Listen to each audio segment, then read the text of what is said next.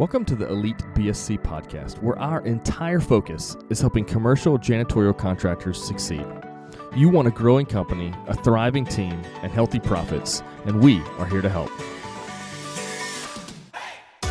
My name is Jordan Tong. I'm the founder of Elite BSC, a company dedicated to helping janitorial companies grow and thrive. I also serve as CEO and one of the owners of France Building Services. France is a janitorial company employing nearly 600 people. Since 2007, we grew from 1.5 million to more than 20 million in annual revenue and built what I think is one of the best teams in the world. The goal of Elite BSC and this podcast is to give owners in the industry a vision of where their company can be and the information and tools to get there. I want to share what I have learned over the years to make this a reality for you.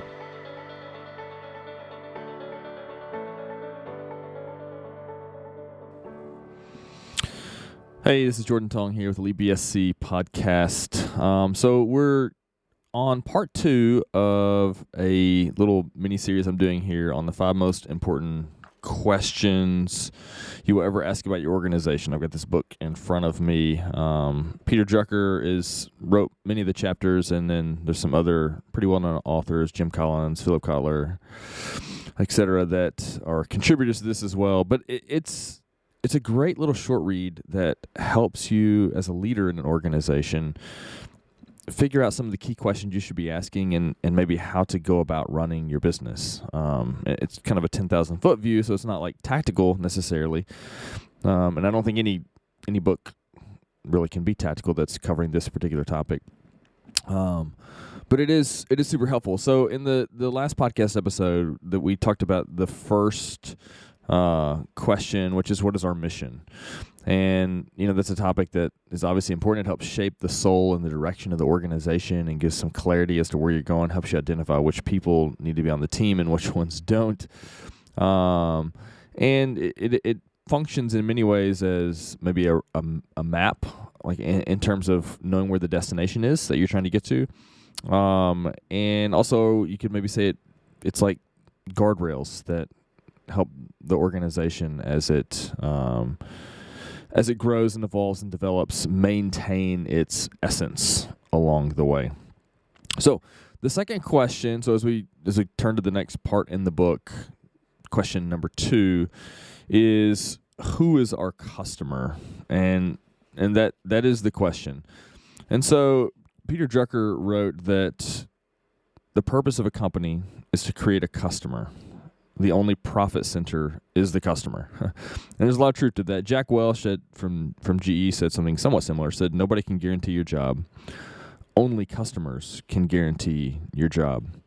And there's so much truth to that. And so what I want to look at here and talk about just briefly is that I do think this is a pretty critical question to ask, because knowing who our customer is going to then allow us to ask questions about what they're looking for. So knowing who the customer is helps provide clarity in the sales and marketing process. And also it helps us in figuring out how we are to execute on our mission and execute on adding value and serving that customer in order to have a beneficial relationship with them. So that being said, there's I think you can look at this when you think about the word, like, who is our customer. There's a couple of ways that you can look at this, I think. There are,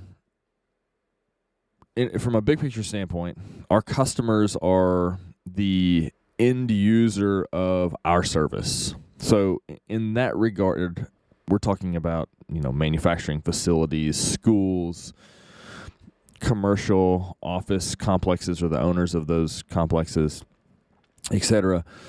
Those are our big picture customers. And then you can say there are lots of other customers, and I think we could probably call them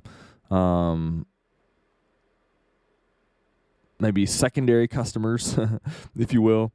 And they're people within the organization that, although we're trying to please the organization as a whole and meet their needs, they are individuals within the organization that we need to be able to care for and meet their needs, and that what happens with them will often determine whether or not we have a good relationship.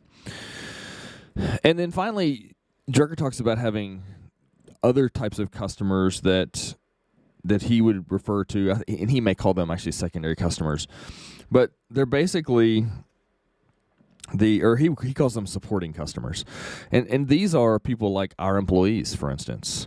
So we have this model here at France, our service model, and the idea is that when we do our operations workshops, Jeff and I talk about this, there's really, at the end of the day, there's two different groups of customers that we have. One is the end user of our product or of our service, which is the clients that we serve. And then the other is the team member that helps carry that out. And there's a sense in where we have to serve well both of those groups of people in order for us to be successful as an organization. Now, one of those is the primary customer, and it's the profit center for the organization. But the secondary customer helps make all the rest of that possible. And so they need to be a primary focus for us.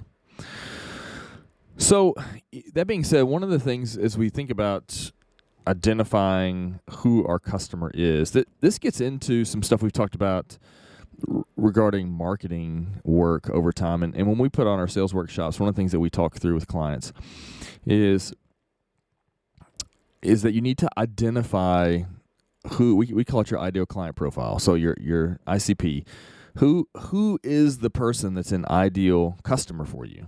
And this is a question you have to start asking yourself.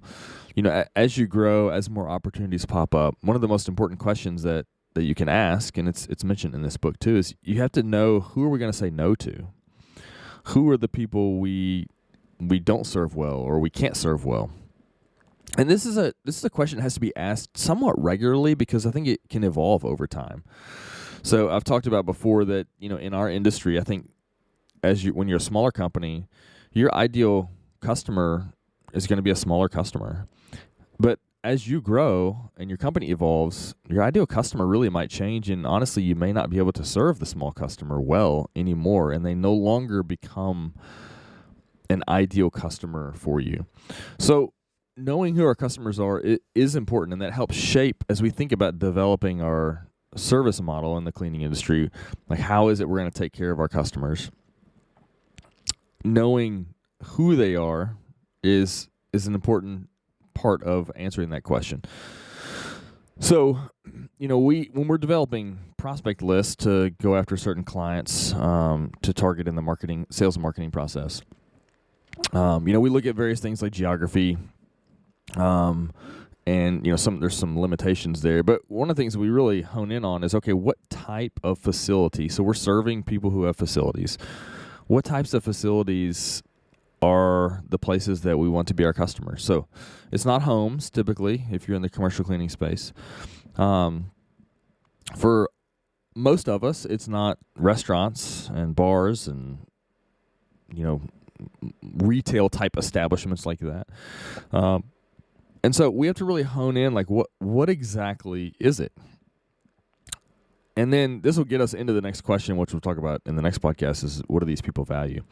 So I think this is an important question to ask, and we'll leave it here on the primary customer. What are some qualities about them? Who is it that's your ideal client? And then who is it that is a definite no of this is who we don't want to serve?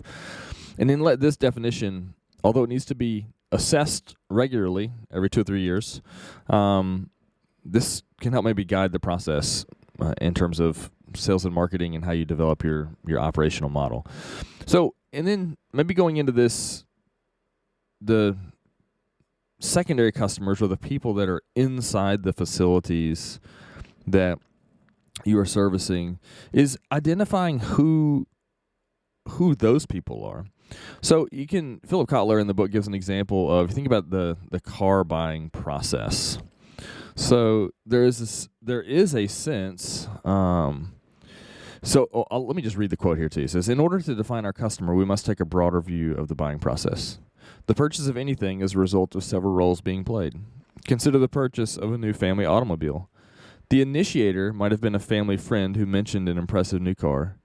The teenage son might have been an influencer of the type of car to consider. The decider might be the wife. The buyer might be the husband. And so our job really is, in some ways, to identify who these players are or who these secondary customers are within the facility. The facilities are the clients that we're wanting to serve. And then in knowing them, I think helps us think about how to target them and serve them. So, we talk a lot is made about in our industry about, particularly in the sales and marketing part, but is having a relationship with the decision maker. And this sort of illustrates what we're talking about here. If you have a relationship with someone who is not the decision maker, and this has certainly happened to me before. So we've been, we had the cleaning contract for maybe a large facility, and my day-to-day contact is someone who really, they didn't have a whole lot of say in who got the contract. And they weren't really involved in that process. Now, they have some level of voice. So for instance, if they're relatively happy or not happy, like I think there's an effect there. But we've lost clients. I have lost clients in the past for not having a relationship with the decision maker. And part of that is because I knew my primary customer was that facility, but I missed on some of the secondary customers and really only focused on one that was not the linchpin in the process. And so identifying who these key players are, these secondary customers, can help shape us in the sales and marketing process in terms of who we're targeting and who we're trying to reach, and maybe our messaging and that sort of thing. But then also on the back end, as we're developing a service model to take care of these customers, it helps us think about what our relationship to that client needs to be. And so we'll get in later in the next episode about what people value. But as it pertains to this, we have to know that, for instance, let's say there's an administrative person that works the front office or the front desk somewhere at a particularly large facility. Well, that person is probably not involved in the buying process, but they may be the place where all the complaints are collected and sent somewhere. And so they may be someone that is important to connect with on some level. Having them on your team or serving them well is going to matter. Whereas someone in the IT department it's not really a primary or a secondary customer necessarily. So knowing the handfuls of customers within a customer can help shape how we build our operational process and maybe even some of the KPIs or things we're expecting from our team to do on a regular basis to help secure these contracts and make sure that we're adding value. So the last one is going to be the customers that are our employees. So what Peter Drucker called the supporting customers. And these are our end team members. And, in different kinds of organizations, like Drucker in this particular section was talking about nonprofits. And there are obviously a lot more secondary customers in nonprofits, like donors and volunteers and paid staff and that sort of thing that you need to be considering. But for us, I think it's primarily one supporting customer is our team members, and particularly the cleaners. It's the job that turns over the most. It's the most difficult one to staff and have consistency with and that sort of thing. And so I think we really need to, and I would suggest this has been we've missed it in our industry many times by not focusing on this group of individuals and seeing them as a customer. And so I think if we spent some time understanding them as a customer and then diving into what they're looking for, which we'll get into the whole value thing we'll talk about next time. But I think that can help shape our processes. And if we do that well and we execute on it well and we're tapping into the needs and desires and things that these people value that work for us, we're going to in turn be able to execute better on our mission as a whole, which is to serve the primary customers that we're after. So these, if you think about this, if you sort of zoom out the lens, this is all pretty common sense stuff in some ways that we have to identify who our ideal clients are, what is our customer, and then who are the secondary customers that work within those facilities, who are those people, and then looking at our our other supporting customers and who they are and why that matters and how that fits into the whole process. In this big picture view, I think asking these questions is important, and it may not take a long time to answer them, but I think some debate and discussion could help clarify who identifying these particular types of customers. And that'll help us as we move on to the next phase, which is identifying what these particular groups value, and maybe there's differences in what they value, and then how that will shape the plan and how we're going to execute as we go forward. So I realize some of this stuff is maybe a little bit high level, and if you're in the weeds every day putting out fires, it can feel like, okay, Jordan, I don't have time for this. But I think this is the kind of stuff that helps shape really good organizations. And I think, you have to deal with the fires, no doubt. But what we're looking to do is build strong businesses in the janitorial industry, good businesses, to where we have a good reputation in the industry, and we're taking care of customers, and we're professional organizations that are really making a difference. And so as leaders, I think we have to rise up to the challenge of facing some of these questions and thinking through them for our organization and then executing on them. And I think some of these, doing well at this often will define what your leadership looks like, or what people will think about your leadership as they reflect on it. So I hope this is helpful, and we got more resources for this kind of stuff on our website at leadbsc.com. And I'd encourage you to pick up this book. Super short read, The 5 Most Important Questions You Will Ever Ask About Your Organization, by Peter Drucker with Jim Collins, Philip Kotler, and some others. So hope this is helpful, and we'll see you on the next episode. If you found the information in this podcast helpful, please like and subscribe on whatever podcast platform that you're using.